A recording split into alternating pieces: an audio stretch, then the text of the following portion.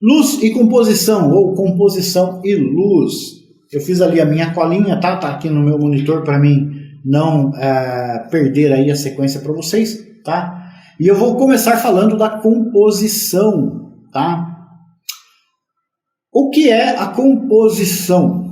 A composição é a arte de organizar os elementos, né? Arranjar os elementos para que uma imagem ela fique com mais harmonia, ela seja, ela tem uma construção correta, de forma que agrade o interlocutor, né?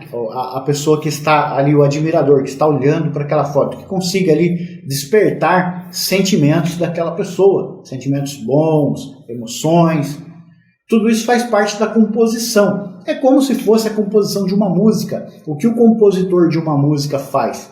Ele pega palavras e organiza, né, em frases e ritmos para mexer com o sentimento das pessoas. E com a fotografia não é diferente. Nós organizamos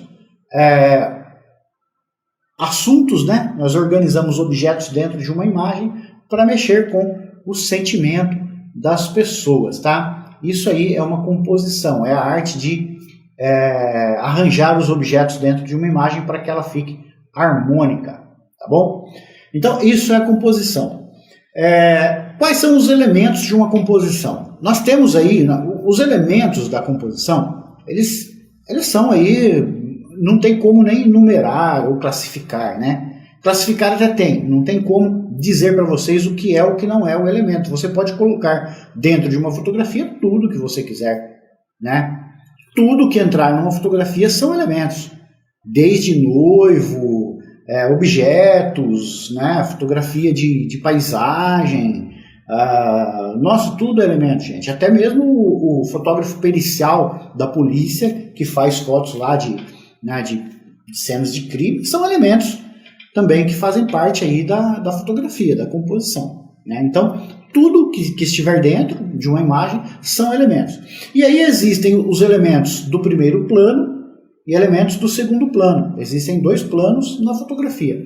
O primeiro plano, ele geralmente é o plano que está em foco, né? Então, você faz foco em um objeto, aquele objeto ali é o primeiro plano, tá? E tudo que está atrás do primeiro plano, estando ou não em foco, é o segundo plano. Geralmente a gente desfoca um pouquinho no segundo plano. Quem usa câmeras, né, DSLR, não tem aqui, só tem lente, mas quem usa uma câmera DSLR, mesmo que ele use a lente do kit, levemente desfocado, o fundo fica quando ele foca no primeiro plano, tá? Então o segundo plano é tudo que está fora do primeiro plano, né?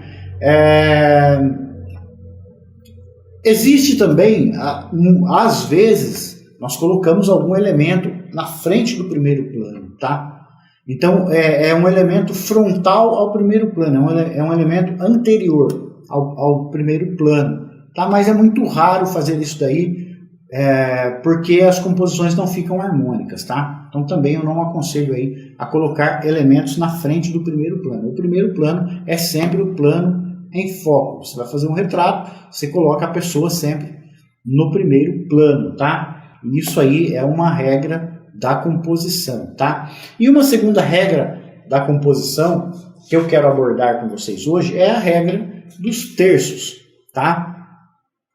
A regra dos terços, ela diz o seguinte, eu até mandei um áudio aí ontem no grupo do Telegram, falando a respeito, né, da regra dos terços. A regra dos terços, ela diz que você deve dividir, você tem o retângulo, né? Vamos imaginar, deixa eu pegar aqui a lente.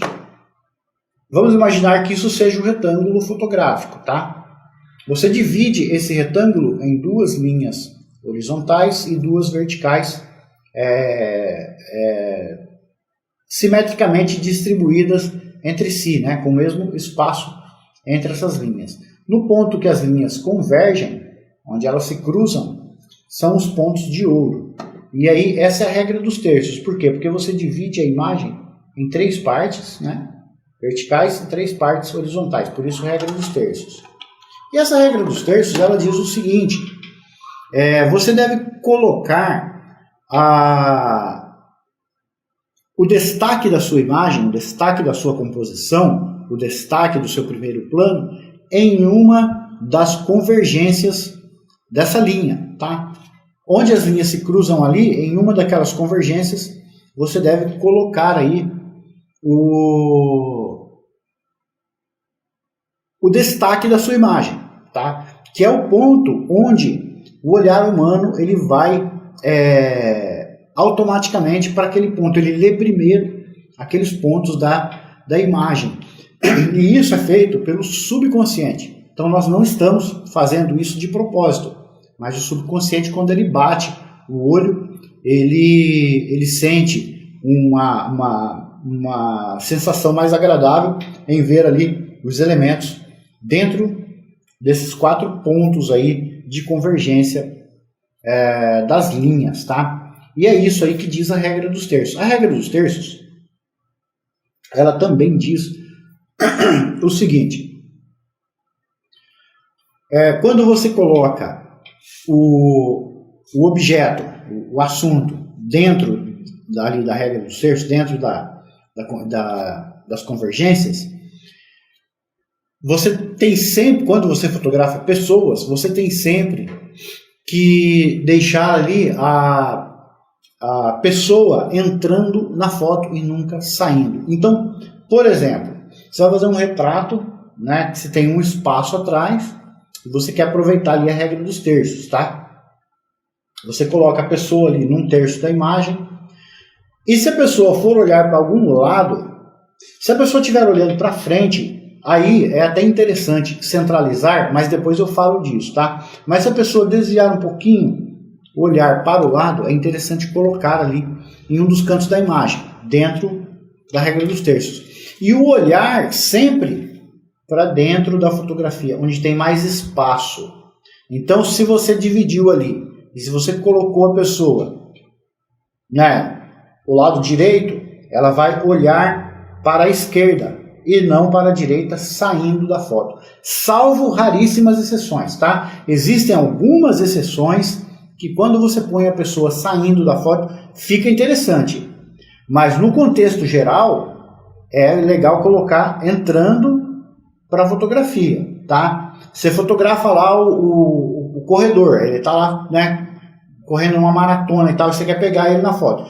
Se você está meio de lado, você não centraliza ele, você deixa ele na regra dos terços, mas você deixa ele correndo para o espaço maior da fotografia e não saindo, não para o espaço menor com o espaço atrás.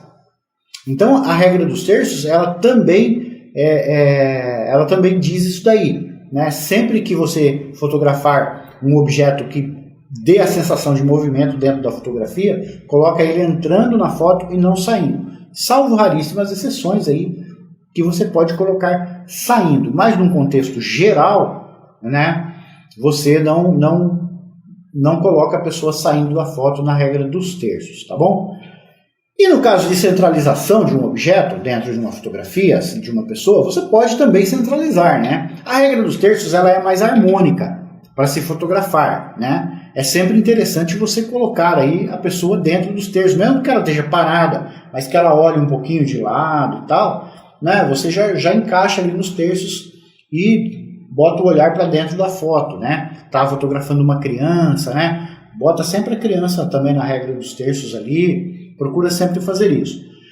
Mas existem situações que você pode centralizar a fotografia. A centralização ela não é recomendada, mas existe também uma regra para centralizar. Então, quando é legal centralizar? Quando você tem simetria dos dois lados da imagem. Então, por exemplo, você tem uma noiva entrando numa igreja. Você tem simetria dos dois lados, porque os dois lados da igreja são iguais. Apesar de ter pessoas, às vezes tem mais de um lado, né, mais de um outro, do outro e tal. Mas você tem simetria, os bancos, a disposição, as paredes, geralmente é tudo igual, dos dois lados da igreja.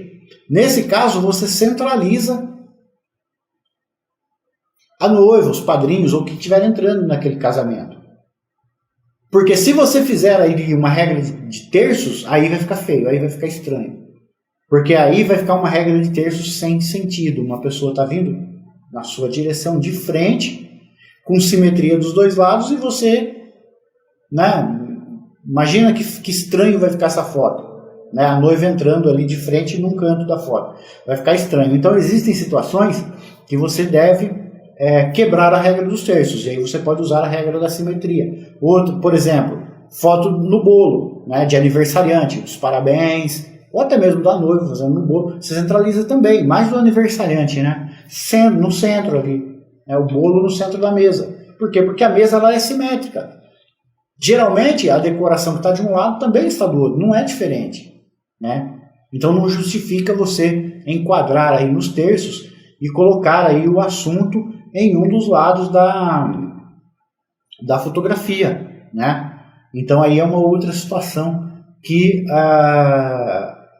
você pode enquadrar centralizado. Em um ensaio, dá para enquadrar centralizado? Dá, depende de onde você está. De repente você tem uma rua com árvores dos dois lados, né? Ou, sei lá, plantação dos dois lados, alguma coisa assim nesse sentido, também você pode centralizar, vai ficar legal.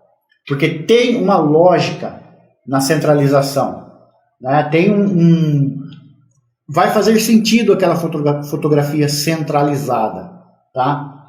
Existe até uma técnica que a gente usa na edição, que muitas vezes quando você quer centralizar algo que não está aí simétrico, o fundo, você pode, por exemplo, eu fotografo lá uma criança sentada, né, num ensaio lá, aqui tem umas árvores assim, né, caídas assim para cima da criança, mas aqui tem, sei lá, um aberto e tal, e eu quero centralizar. Eu posso até na edição fazer a foto centralizada, daí eu clono essa parte da árvore, viro e coloco desse lado, e aí fica uma simetria perfeita na foto, fica bem bonito também. Então você centraliza o assunto da sua fotografia quando existe quando existe simetria, dois lados iguais ou muito parecidos numa imagem, tá? Aí não tem razão para você colocar na regra dos terços. E quando quando o assunto favorecer a regra dos terços, um movimento, um olhar diferente, né, um fundo não simétrico, você usa aí a regra dos terços, tá? Existem infinitas outras regras, infinitas não, mas existem muitas regras aí na composição também. Tem a espiral, tem uma série aí, tá, gente, de regras que, se for abordar, vai ficar um assunto muito maçante, muito chato. Se você dominar essas duas regras de composição, tá? A centralização e a regra dos terços, você já vai fazer fotografia, cara, vai ajudar muito na sua fotografia, muito mesmo, tá?